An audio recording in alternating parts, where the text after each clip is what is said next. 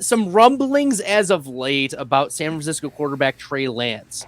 Now, I'll lay it out for you, Dan, and you can give some reactions whether you think that San Francisco is going to move Trey Lance or whether they're going to keep him around. But we know the landscape. Really, Brock Purdy is coming back from an elbow injury that at least he was able to avoid Tommy John, so he's not going to be out the whole year.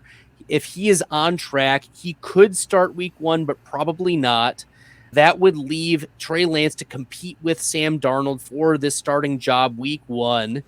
But it seems like all signs are pointing to Brock Purdy automatically claiming this starting job when he gets healthy, barring Trey Lance setting the world absolutely on fire. So is that what it's going to take for Trey Lance to stay in San Francisco? Or is there a path for this former top 3 overall pick to be the backup to Brock Purdy, Mr. Irrelevant?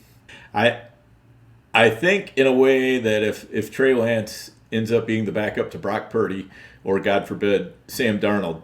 I was on a different podcast for what it's worth, Dan, and one of the guys asked me, what odds would you have to take for Sam Darnold, like Super Bowl MVP? And I was like, look, if anyone gives me 10,000 to 1 odds, I'll you can't turn that down. But Sam Darnold is Sam Darnold. Let's be real. Yes. 10,000 to 1 odds. It's so good that even Kevin from The Office knows to take that bet. Yeah.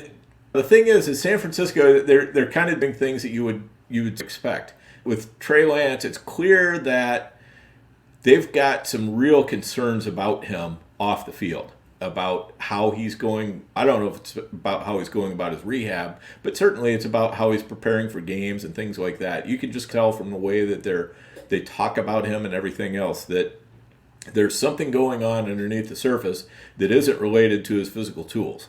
And then you're in an interesting situation with this guy because, of course, he's thrown 450 passes since he was like a 17-year-old or something like that. I forget what the exact stat is, but he just keeps getting hurt or unable to play, and so they still don't really know what they have there.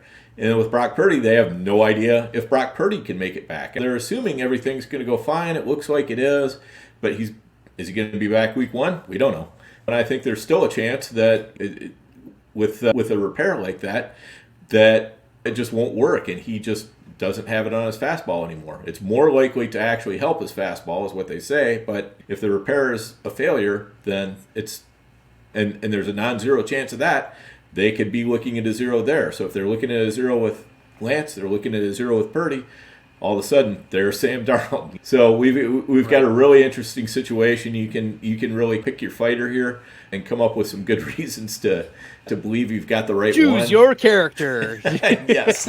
And I think all those comments were just trying to light a fire under Lance and get him going. That's who I think they want to win the job.